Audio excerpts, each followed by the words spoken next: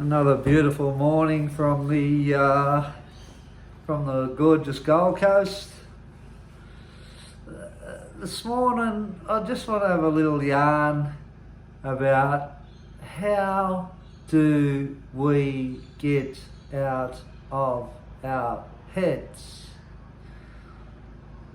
Of course, our thoughts are in our heads. How do we move away from the head and the mind and find some kind of peace without that clutter of doubt, the clutter of fear, the clutter of uncertainty, the clutter of unsure about our choices and decisions and more. So how do we move out of that area in our system where we become fine with what we're doing in our life? Is it possible? Is it possible to become absolutely fine with what we do? Well, maybe it's not. The reality is, with the pressures of the world and the pressures of society and the pressures of everyday living, maybe it's not 100% possible. But can we try to find some kind of roadmap where there is freedom away to that place that everyone struggles with? And I think that is possible. I certainly believe that. Now, I carry on about what happened to me in rehab, about the change and finding my feelings and learning to talk about those emotions and taking responsibility for myself and not blaming everybody or everything all the time for what I was thinking and feeling within my soul. But there was another thing that happened to me in that centre that put me at a place where it completely leveled me. And I had never ever been levelled like that before. And that was in my feelings, in my emotions. Once upon a time, in my head, I had voices saying I was ugly, I wasn't good enough, I was an alien, I didn't belong here, I was scared. I thought other people were talking about me all the time. I was paranoid. I was bordering on schizophrenia. And those voices just wouldn't stop. And the conflict I had with those voices was there was another part of me that desired love. There was another part of me that desired to connect with other people. And another part desired to escape this fearful existence that I was living. And I would go against these thoughts and, try to stand up to them. But all my effort didn't work. until one day in the rehabilitation centre, I was confronted, and it was a build-up of confrontation over 6 months of people telling me all these things I hated to hear about myself. And the last straw that broke the camel's back was a confrontation about somebody said, "Where do I get off intimidating people?" And that just broke it. It was a small bit of advice, or it was a small question that was asked of me, but based on all the lead up to it, and the pressure that I felt from this confrontation day in, day out in this rehabilitation centre, it broke me, and I just went off my head. And after reacting like an absolute pork chop, I started crying. And I cried, and I cried, and I cried, and I cried, and I cried, and I cried, and I couldn't stop. There was no tears coming out of my eyes, and I was hyperventilating. I was so emotionally damaged and scarred. But after it, I felt the next day, I should add, after I slept for over 24 hours after it, the next day I woke up, I felt light on my feet. And I was like, oh my God, I'm relaxed, just so relaxed.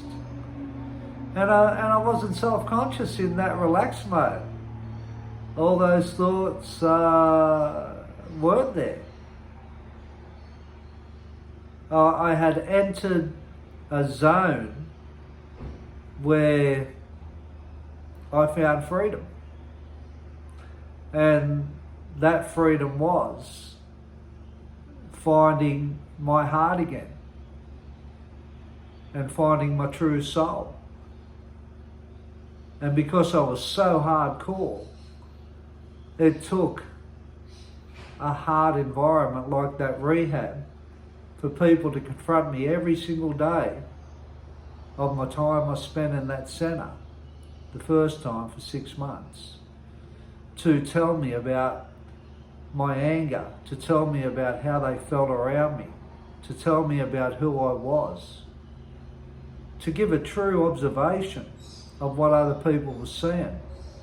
I laughed and I threw it off, and I was sarcastic to them back, and cynical and critical in my response to this confrontation about what I was. But deep down in my soul, I hated it. I hated it that much. I was going to get every single one of their names off the electoral roll, and I was going to terrorise them.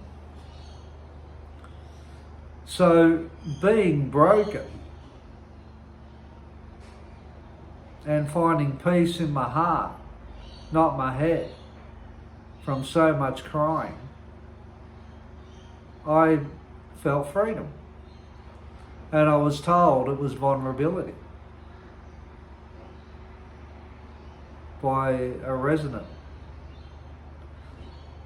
So that event took me to a place of understanding another side of me. Living in prisons, you can't get to that area. You can't do a lot of things emotionally in prisons and when you're abusing yourself with drugs. That lifestyle and the behaviour through drug taking separated me from my heart. Yes, my heart was scarred, but I couldn't fix it whilst I was living that way, and I had the attitudes that I had to survive in those environments. It was impossible to fix it. And then getting out of prisons, I would go straight back to drugs. So I didn't give myself much opportunity to find the true me. And I think in today's society, we're confronted with materialism, and we're confronted with competition all the time and competing against other people. We can lose that heart of who we are, trying to be our best in this society with the pressures that come with living in this society. Takes us away from our heart. We don't want to show people that heart. We can't show people that heart because we're in competition with other people all the time. If it's not competition in the way we look, it's competition with who's got the best assets, cars, looks, clothes, and much more in that aspect. You know, we compete against other people with our egos. So finding your heart is freedom. So how can we get to our heart? How can we get to our heart? Well, we've got to be aware that we're in our head. If you're not aware of what you're doing in the mind, you're not going to focus to this. Well, it's that side if you spin this phone around, but that's the left. That's my heart. And that's your heart. And the more I focused on that heart, and I took responsibility for that heart, instead of using the head and trying to compete and blame people and trying to protect this, the more freedom I got, and the more I manifested my dreams, and the more things happened for me in the heart. So if you aren't aware that you're not working from the heart, then it's just struggle. Look at children. They're in the heart. And they're beautiful. And they're attractive in the heart. It's only when they get into the head and they have to move into this absolutely putrid world, which is beautiful in the way God made it, I might add,